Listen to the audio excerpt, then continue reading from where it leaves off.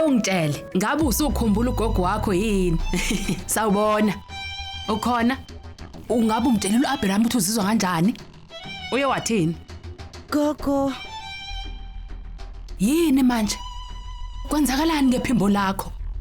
Gogo ngeke ngikwazi ukuthi ngizibike ku-AJ mina.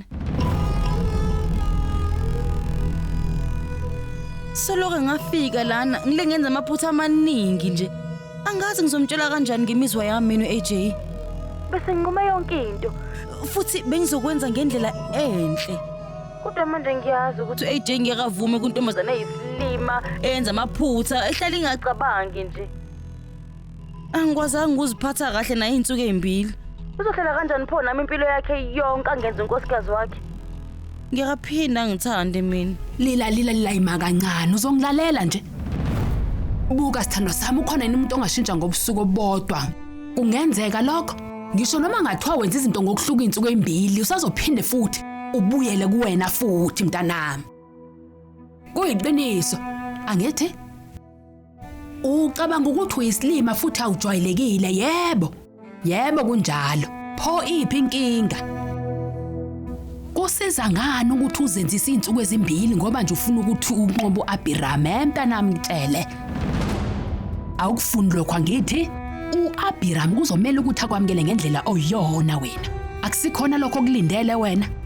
Gogo soloke ngafika mina lana. Ngenza amaphutha amaningi. Kumele ukuthi uxolise kuye Lila.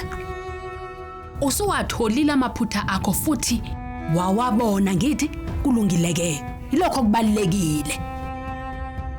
Ungazami ukuzenza omunye umuntu ngoba uzolahlekelwa ubuwena Lila. Gogo ngumuntu olungile ngempela mina. Umuntu olungile. Ulunge kakhulu. Uyangizwa kodwa? Lalela, uAbraham akahluleli igolide. Ngendlela elicwebezela ngayo. Ulibona ekujuleni ngendlela eliyiyo. Unezinto ezinhle eziningi futhi. uAbraham uyakuhlonipha futhi uyakuthanda lokho. Uyayiqonda kodwa lento engiyikhulumayo uyangizwa? Yebo gogo. Manje ngizohamba ngik-AJ njengoba nginjena nje. Ngimtshela yonke into esenhlizweni yami. Kuhleke lokho yenza lokho ke.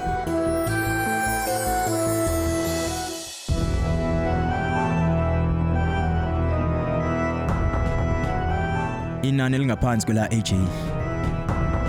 Futhi njengoba sengibonile kwezinye indawo benza kanjani. Ngiyabona ukuthi amathuba amakhulu ukuthi silithole leli ithenda leli. Kusasa usuku olubaluleke kakhulu yazi. Ngizobe ngisondele eduze kumaphupho ami. Futhi ngizombonisa uAJ ukuthi mina ngubani ngempela.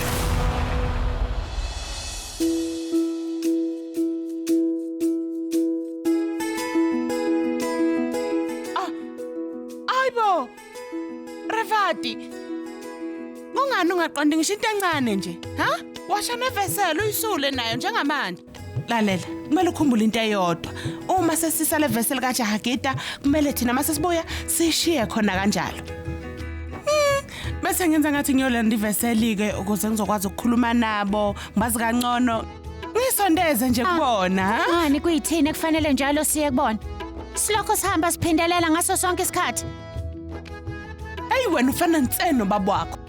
Awukwazi ukukulungele nokukufanele. Kodwa sithandwa sami, kungani wenza lento? Ususeminyakeni yakho yokushada, kumele ushade phela manje. Lalela. UyakaJahagita ngithi namhlanje. Uyashi. Zama ukuba umngani naye. Ha? Ukhulume naye umbuzo ukuthi uthandani yini angayithandi, ha? Umani uyaphupha nje mine kapa. Lalela, ayikho into enjengaleyo. Ngiye kulowa muzi ngiyokhuluma noYashi ngoba ubekhona laphana. Lo muntu ubedinga usizo lwami ngempela ngase ngiyamsiza uyezwa ma. Yeke kulokho ucabanga izinto ezingekho ekhanda lakho ngoba ayikho into enjalo ezokwenzela. Ha? Ma, ngiyacela. Nginama order amaningi eBhikawosi. Ungangiphazamisi. Revati. Uyavuma noma uvumi? Angeke ngize ngiyeke. Kuyoze kugcina mina phela yimi engikuzalayo. Ngukalindi kayiwani. Cha Lindi. Kumele ubuyele kubeni uwena manje. Ilapho ozomnqoba khona.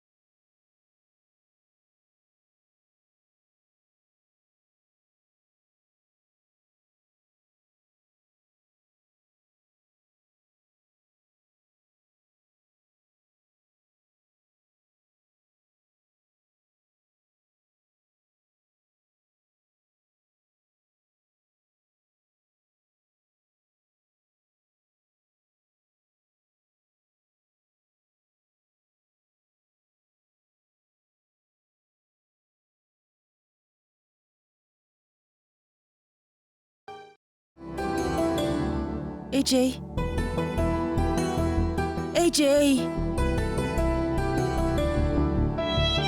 Khona ukuthila ngifuna ukukutshela kona.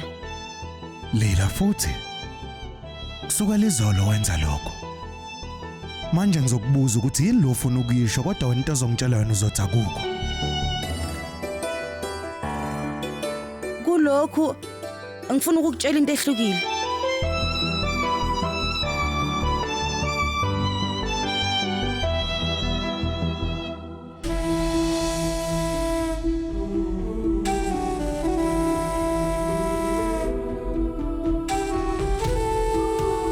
Ini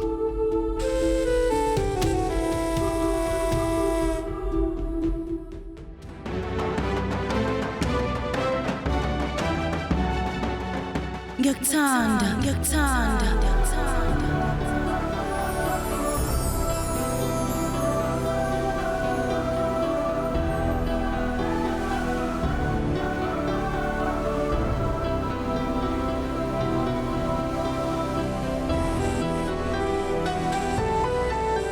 ini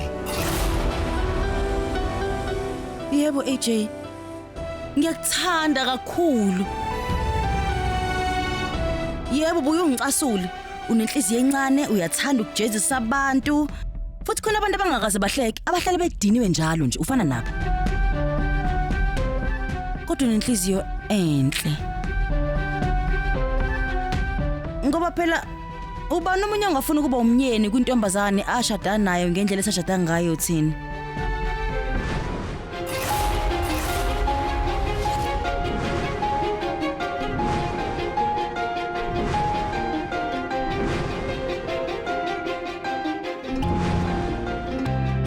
Ithi ngikutshele lana ngesikhathi ngithola ukuthi wena uyindoda eqotho ngavele nganqoma ukuthi ngizophila impilo emnandi emshadweni wami.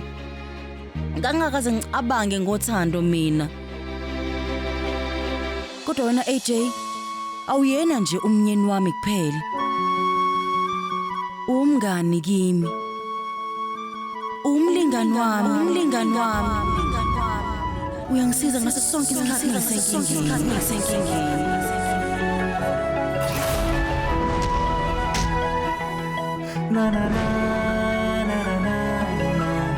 Kodwa uyangijezisa mengisephutheni.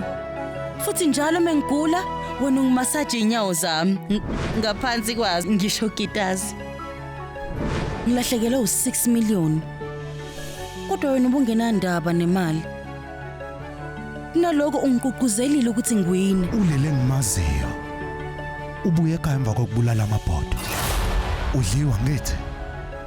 Kuzofanele uqede lo mdlalo wena bese uyawina futhi.